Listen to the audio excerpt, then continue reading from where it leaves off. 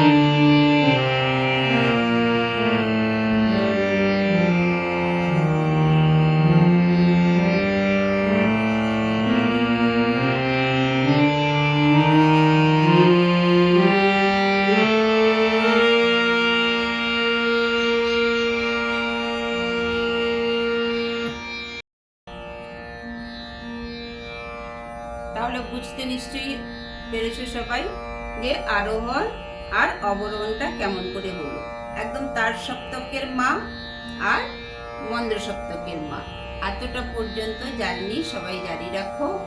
আর স্বর অলঙ্কারটা এই পর্যন্ত, এরপর থেকে নেক্সট ক্লাসে আর কিছু নিয়ে আসবো। জয় ঠাকুর, জয় মা।